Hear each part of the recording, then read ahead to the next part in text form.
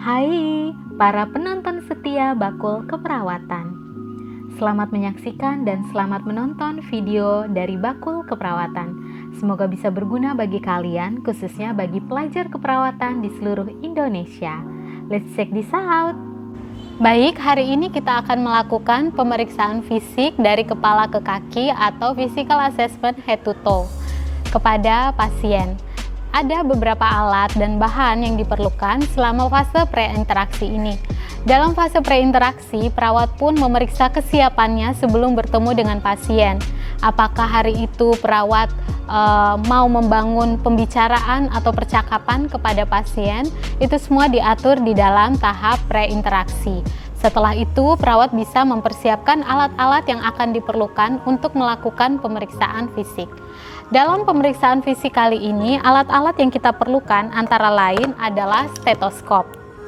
Lalu ada tong spatel, lalu ada senter atau pen light yang akan digunakan di sini, dan ada beberapa alat perasa di sini yang digunakan untuk melakukan pengukuran nervus olfaktorius atau saraf untuk penciuman. Lalu selanjutnya ada otoskop di sini untuk melakukan pemeriksaan di area telinga. Ya, pemeriksaan head to toe ini mengikuti kaidah pemeriksaan fisik pada umumnya yang diawali yang pertama dengan melakukan tindakan inspeksi, lalu palpasi, lalu perkusi dan auskultasi. Terkecuali nanti pada saat pemeriksaan abdomen kita tidak mengikuti urutan IPPA pada umumnya. Jadi yang akan dilakukan yang pertama adalah inspeksi, lalu auskultasi, lalu perkusi, dan diakhiri dengan palpasi. Hal ini diakibatkan karena area yang berada di abdomen itu bisa mengalami pergeseran atau perubahan tempat, sehingga saat dilakukan pemeriksaan fisik berikutnya setelah dilakukan palpasi, bisa jadi nanti saat auskultasinya akan menimbulkan bias atau pemeriksaannya sudah tidak begitu valid lagi. Dan setelah perawatnya sudah melakukan persiapan seluruhnya, sudah yakin akan bertemu dengan pasien, selanjutnya perawat mungkin akan melakukan hand hygiene terlebih dahulu, lalu pergi ke kamar pasien. Saat ini perawat sudah ada di kamar pasien dan langsung saja melakukan fase orientasi kepada pasien. Selamat pagi Mbak Dayani. Pagi. Bagaimana kabarnya hari ini? Baik. Baik ya, saya cek dulu gelang tangannya ya. Oke, umurnya berapa tahun? 18. Oh, 18 tahun. Oke, masih kuliah ya? Iya, Ibu. Oke. Tadi malam bisa istirahat? Kurang bisa, Ibu. Oh, kurang bisa. Jadi, semoga setelah kita lakukan pemeriksaan ini, terus setelah dikasih terapi di rumah sakit ini, jadi mbaknya bisa istirahat lagi ya. Karena memang tujuannya masuk rumah sakit kan supaya bisa istirahat ya. Oke, jadi hari ini kami mau melakukan pemeriksaan fisik dari kepala sampai ke kaki. Mungkin prosesnya agak lama memang, sampai 30 sampai 45 menit. Ini tujuannya untuk memeriksa apakah ada permasalahan terkait fisiknya Mbak ini yang mungkin berpengaruh terhadap keluhan yang Mbak sampaikan kemarin. Misalnya kayak nyeri ulu hati kan, kemarin pas masuk sini kan muntah-muntah kan. Nah, makanya itu kami nanti cek juga di area perutnya. Nah, mungkin ada yang aneh di sana dari hasil pemeriksaan fisik secara fisik saja, gitu ya, yang akan kami cek. Lalu nanti kami tutup semua sampirannya supaya privasinya Mbak tetap terjaga. Ada pertanyaan Mbak sebelumnya? Tidak ada sih sebenarnya. Tidak ada ya, saya tinggal dulu, saya mau ngatur sampirannya dulu, sekalian mau cuci tangan lagi. Oke ya Mbak ya, permisi. Selanjutnya kita masuk ke fase kerja. Di dalam fase kerja ini, perawat mulai melakukan interaksinya dan melakukan pemeriksaan fisik kepada pasien. Hal pertama, sebelum kita lakukan pemeriksaan fisik kepada pasien, kita mungkin bisa mewawancarai pasien sebelumnya. Oke, hari ini nyeri perutnya gimana Mbak? Masih kerasa? Oke, kalau seandainya dari skala 0 sampai 10, 0 itu nggak sakit, 10 itu sakit banget. Mbak itu ada di skala yang mana yuk rentangnya? 6. Oh 6, berarti masih sakit banget ya Mbak ya. Oke deh. Setelah kita melakukan pengkajian nyeri kepada pasien, perawat juga sebenarnya bisa melakukan pengukuran tanda-tanda vital. Video tentang tanda-tanda vital bisa dilihat pada video sebelumnya. Lalu perawat akan melakukan pengukuran berat badan serta tinggi badan kepada pasien. Setelah pengukuran berat badan dan tinggi badan, perawat bisa melakukan wawancara tambahan terkait dengan orientasi pasien. Mbaknya sekarang ada di mana? Di rumah sakit. Di rumah sakit ya. Oke. Presiden Indonesia siapa sekarang? Joko Widodo. Oke, Joko Widodo. Ya, pasien bisa menjawab dengan sesuai dengan pertanyaannya, berarti orientasi pasien sempurna. Saat ini juga kita bisa melihat di pasien ini apakah pasien ada etnik tertentu, kita bisa melihat personal hygiene dari pasien, apakah terjaga dengan baik atau tidak. Kita bisa melihat gambaran umum dari pasien, postur tubuhnya pasien apakah mengalami gangguan atau menunjukkan sesuatu yang abnormal atau tidak normal. Ya, kita mulai sekarang pemeriksaan fisik di area kepala. Bisa saya minta tolong Mbak, kalau Mbak enggak pusing bisa miring sedikit ke sebelah sini. Iya, terima kasih Mbak. Untuk pemeriksaan fisik di area kepala, kita awali dengan ekspresi wajah dari pasien yang kita lihat terlebih dahulu. Pada pemeriksaan ekspresi wajah ini, perawat bisa saja langsung melakukan pengkajian nervus yang ketujuh, yaitu nervus facialis. Perawat bisa melihat apakah bentuk dari wajah pasien tersebut antara kiri dan kanannya sesuai. Karena ada pasien-pasien tertentu seperti pada pasien stroke, bentuk matanya atau bentuk wajahnya menjadi tidak simetris antara kiri dengan yang kanannya. Bisa jadi antara bagian kiri lebih rendah daripada bagian kanan. Tetapi pada pasien ini semuanya simetris. Sekarang coba Mbak Dayani, saya minta tolong Mbak senyum. Coba merengut. Orang marah banget. Pejamkan matanya kuat-kuat. Iya, bagus. Berarti nervus facialis pasien dalam keadaan baik. Ya, selanjutnya perawat akan melakukan pemeriksaan fisik di area kepala. Bisa saya minta tolong Mbaknya untuk urai rambutnya sementara. Pemeriksaan fisik diawali di area kepala pasien. Apa saja yang diperiksa di area kepala pasien ini harus menggunakan handskun. Kenapa? Karena takutnya nanti di kepala pasien ada kutu atau ada hewan-hewan tertentu yang mungkin bisa saja berpindah ke perawat, sehingga nanti saat perawat merawat pasien yang lainnya itu juga nanti bisa berpengaruh atau berpindah ke pasien yang lainnya, mencegah terjadinya infeksi nosokomial. Permisi Mbak Dayani, saya cek dulu kepalanya. Perawat bisa melakukan pemeriksaan warna dari rambut pasien. Rambut pasien kalau seandainya berwarna seperti warna rambut jagung, itu menunjukkan adanya malnutrisi. Oke, perawat mengecek adanya ketombe atau ada tidak kutu. Distribusi rambut merata dengan sempurna atau tidak. Ada tidak area yang memang mengalami perbotakan atau alopecia. Selanjutnya perawat juga memeriksa apakah terdapat tumor. Diraba, dipalpasi kepala pasien. Apakah terdapat lesi atau luka? Sambil diraba, ada yang mengalami nyeri nggak Mbak Dayani di area kepala sini? Tidak ada. Tidak ada ya. Baik aja.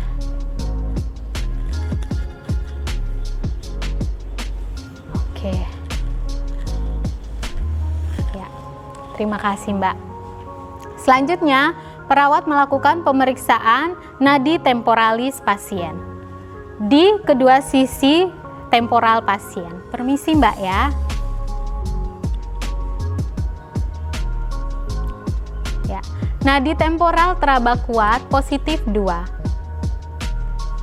Ya. Perawat bisa melepas handskun, bisa melakukan hand hygiene lagi. Lalu selanjutnya perawat akan melakukan pemeriksaan nervus yang kelima, yaitu trigeminus.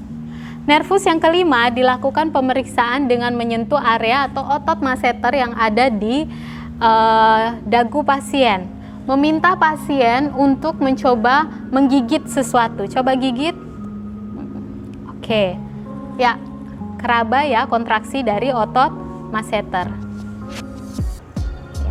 Ya, bagus Mbak Dayani. Ya, selanjutnya perawat bisa melakukan palpasi terhadap sinus. Permisi Mbak, ada nyeri di sini? Tidak ada. Tidak ada ya. Di atas sini ada nyeri? Tidak ada juga. Tidak ada juga. Oke, bagus. Ya, selanjutnya kita lakukan pemeriksaan di area mata.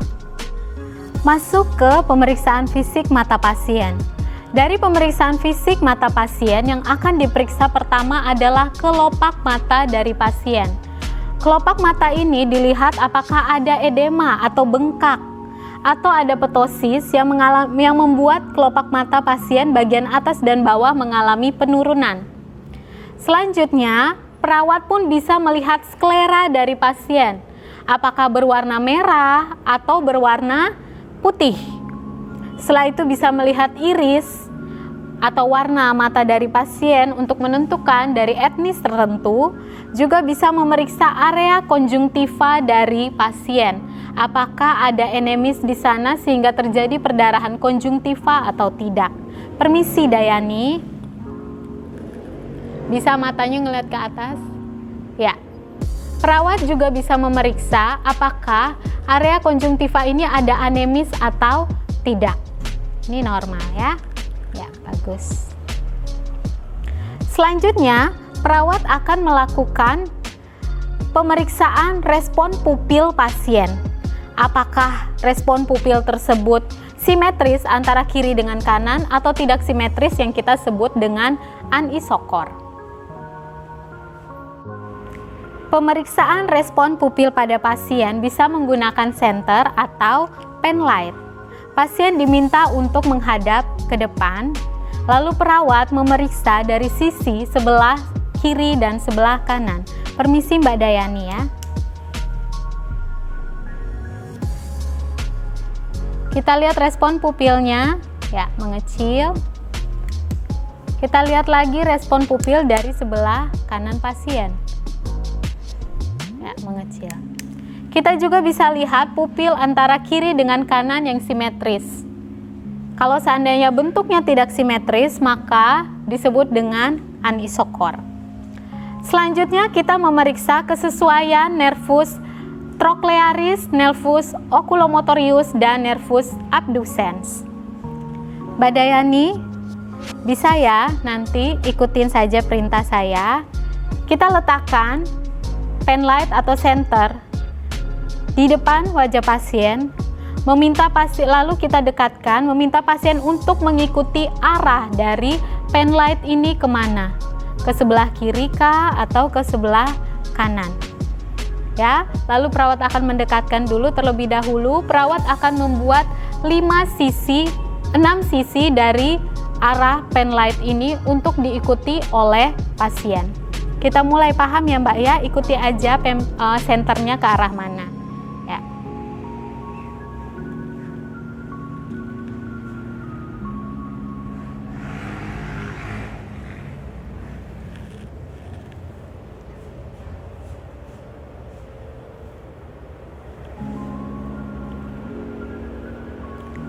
Ya, di sini pasien mampu mengikuti dengan baik kemana arah penlight. Kita akan melihat bola mata pasien ini apakah memiliki relevan yang baik sesuai dengan arah penlight ini. Sehingga ketiga dari nervus tersebut memiliki kesesuaian yang baik. Karena ada beberapa pasien yang menunjukkan nistagmus di mana bola dari mata pasien itu tidak terarah, sehingga arahnya bisa kemana-mana, tidak sesuai mengikuti arah dari penlight atau center. Ada juga dalam pemeriksaan awal kita pun perlu melihat area hitam dari mata pasien ini apakah simetris atau tidak, karena takut ditemui pada pasien tertentu ada yang mengalami strabismus atau kejulingan. Ya, pemeriksaan selanjutnya Mbak Dayani ikuti lagi arah dari center ini, ya. Oke. Pasien mampu mengikuti arah dari penlight dengan baik. Selanjutnya, kita akan melakukan pemeriksaan di area telinga. Jangan lupa pemeriksaan ini harus dilakukan di area telinga kiri dan telinga kanan pasien. Pertama yang akan kita inspeksi adalah area daun telinga pasien atau auricula dari pasien. Apakah ada nodul-nodul di sini? Oh, di sini tidak ada ya. Kebersihan atau hygiene dari telinga pasien terjaga dengan baik. Ya.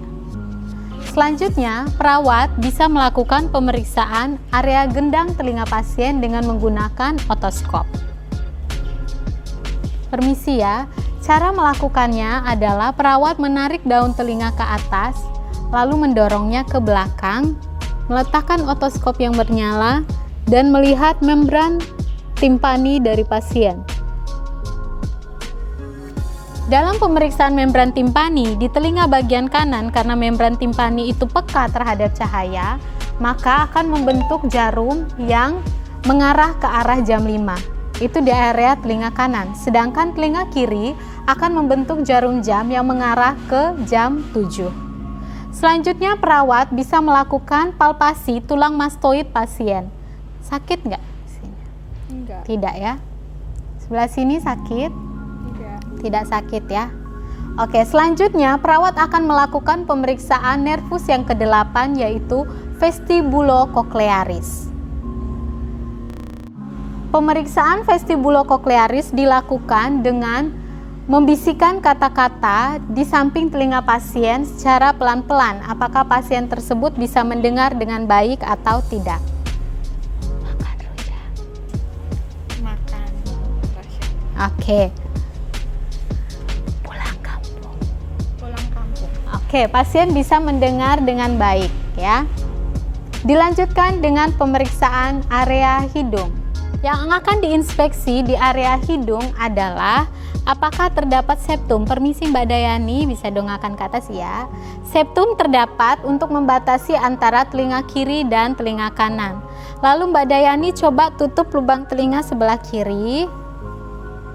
Lubang hidung sebelah kiri. Coba hembuskan napasnya. Kuat-kuat. Oke, sebelah kanan lagi yang ditutup, hembuskan napasnya. Oke, terasa udara yang keluar dari lubang hidung pasien.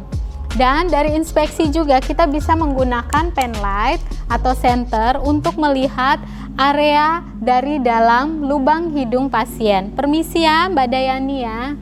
Kita lihat apakah ada polip atau tidak. Di sini ada silia-silia. Ya. Ada silia yang terdistribusi untuk menyaring udara. Tidak ada perlukaan sama sekali di sini. Dan tidak ada lesi juga. Oke, terima kasih Mbak Dayani. Selanjutnya kita lakukan pemeriksaan nervus olfaktorius atau nervus yang pertama. Berikut adalah pemeriksaan nervus olfaktorius.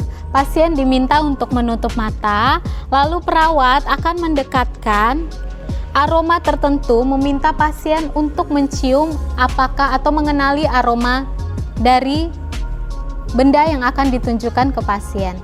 Permisi Mbak Dayani, ini bau apa kira-kira? Cuka. Oke, benar ya. Berarti nervus olfaktorius dari pasien berfungsi dengan sempurna. Selanjutnya dilakukan pemeriksaan di area mulut. Khusus untuk area mulut, maka perawat akan melakukan pemasangan handscoon terlebih dahulu. Pertama, kita lihat dulu bibir dari pasien. Apakah ada sianosis atau tidak?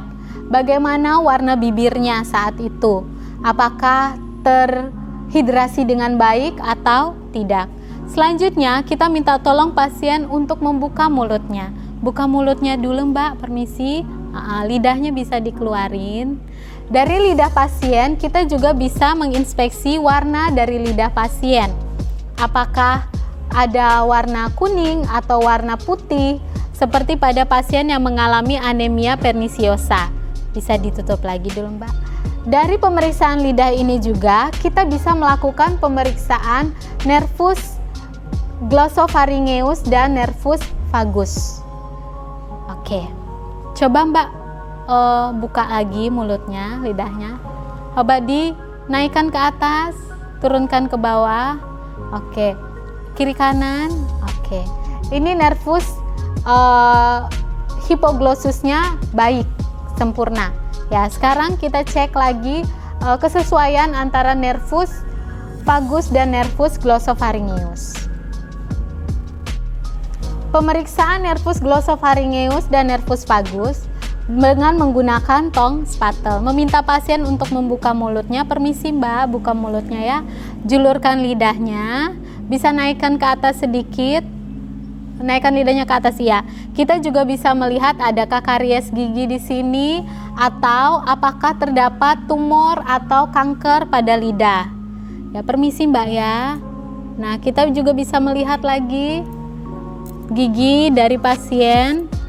Oke, ada sariawan atau tidak? Turunkan lagi Mbak. Ya, permisi ya Mbak. Kita lihat area uvula. Permisi. Oke, ada uvula di sana. Apakah terdapat pembesaran dari tonsil atau tidak? Oke, normal ya, uvulanya menggantung di belakang dan ada tonsil, tidak ada pembengkakan di sana. Keluarkan lidahnya. Ya, pemeriksaan ini sedikit kita sentuh palatum dari pasien. Oke, ada refleks gag ya di sini yang menandakan bahwa nervus vagus dan nervus glossopharyngeusnya berfungsi dengan sempurna karena ada refleks akan muntah saat disentuh area belakang dekat uvula di area palatum molenya. Setelah perawat memeriksa area mulut pasien, selanjutnya pemeriksaan fisik di area kepala sudah selesai. Kita lanjutkan ke area leher pasien. Bisa maju sedikit Mbak Dayani? Oke, bagus. Bisakah Mbak Dayani dongak sedikit ke belakang? Oke. Di area leher pasien kita akan lakukan inspeksi. Mungkin agak nggak nyaman ya Mbak ya, sebentar ya. Nanti kita ada periode istirahatnya. Kita inspeksi, yang pertama adalah trakea dari pasien, apakah letaknya lurus di tengah, midline. Ya, pada pasien ini normal. Dan pemeriksaan ini juga bisa kita lakukan sekaligus untuk pemeriksaan nervus accessorius. Coba Mbaknya nunduk kepalanya ke bawah, dongakkan ke atas, kiri kanan. Ya, bagus. Ya, bagus. Coba lawan, naikkan bahunya ke atas, lawan tekanan saya. Oke, bisa. Oke, nervus accessorius pasien berfungsi dengan sempurna. Lalu yang dilakukan oleh perawat setelah inspeksi yang kedua, kita akan melihat adakah tekanan vena jugularis di sana. Masih minta tolong pasien mendongakkan kepalanya, lalu kita minta pasien miring ke sebelah kanan. Kita lihat apakah ada vena yang membendung di sini. Oh, tidak ada tekanannya ya. Oke, bagus. Sebelahnya lagi Mbak, dongakkan lagi. Ya, tidak ada lagi vena yang membendung di sini ya. Selanjutnya kita bisa lanjutkan dengan palpasi di area leher pasien. Palpasi yang pertama, kita raba arteri karotis dari pasien. Permisi Mbak ya. Oke, teraba kuat arteri karotis kiri dan kanan, positif 2.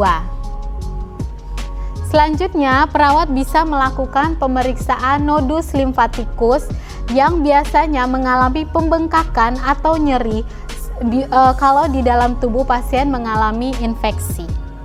Oke, nodus limfatikus bisa diperiksa dari area di belakang sini, di kedua tangan. Sakit Mbak? Tidak ya. Pindah ke area depan auricula. Sakit? Tidak. Ke kelenjar air liur atau parotitis. Sakit? Tidak. Kelenjar mandibularis. Sakit? Tidak. Sakit? Tidak. Ya, kelenjar nodus limfatikusnya sakit? Limfa? Tidak. Ke area klavikula, turun ke bawah, ada sakit? Tidak. Nyeri? Tidak ya? Oke. Kita raba lagi trakeanya pasien. Oke. Lurus ya trakeanya, tidak ada deviasi sama sekali. Oke. Tidak ada permasalahan pada paru-paru pasien kalau seandainya trakeanya tidak ada deviasi. Selanjutnya kita akan dengarkan bruit dari arteri karotis pasien. dengan menggunakan stetoskop.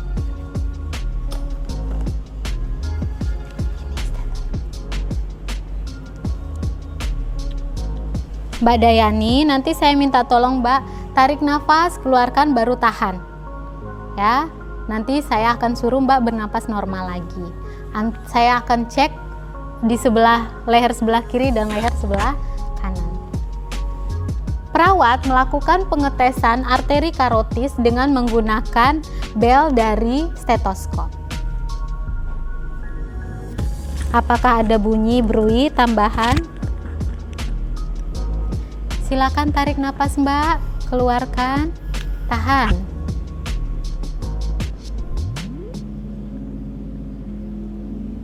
Ya, bagus. Sekarang napas normal lagi dulu.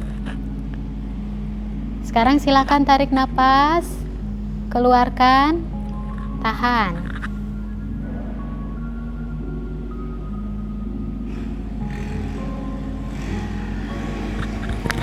Oke, tidak ada bruit sama sekali yang ditunjukkan oleh pasien.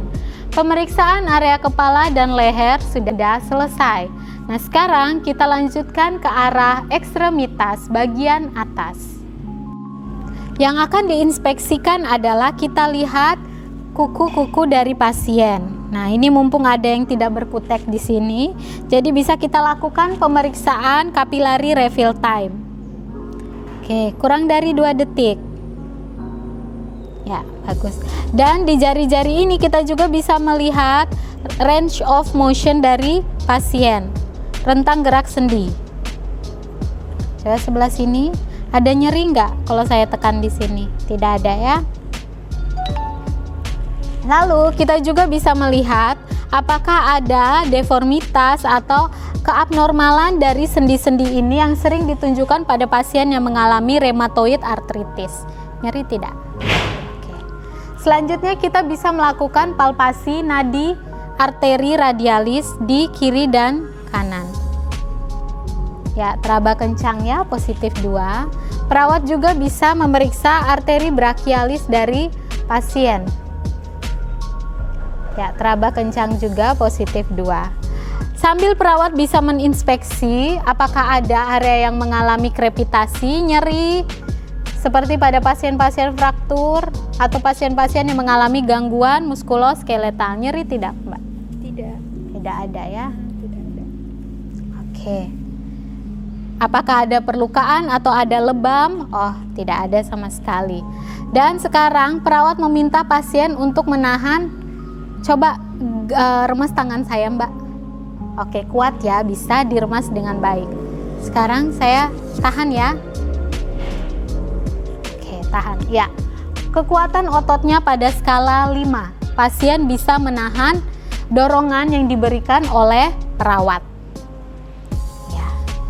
Sekarang coba saya gerakan. Sakit? Tidak. Tidak sakit sama sekali ya. Melihat ROM atau rentang gerak sendi pada pasien. Saat melakukan pemeriksaan di area ekstremitas juga, perawat bisa melihat atau mengecek kalau seandainya pasien yang terpasang infus, apakah infus tersebut sudah mengalami flebitis atau tidak. Atau bisa juga mau memeriksa pasien-pasien yang menjalani hemodialisa, apakah ada terpasang AV fistula atau tidak. Perawat mau meraba apakah ada nadi yang teraba di area AV fistula atau tidak. Coba gerakan ke atas lagi, Mbak. Ya, bagus ya, rentangnya normal. Ya, bagus sudah. Ya, untuk pemeriksaan ekstremitas bagian atas sudah selesai. Bisa kita lanjutkan di area dada, abdomen, dan ekstremitas bagian bawah.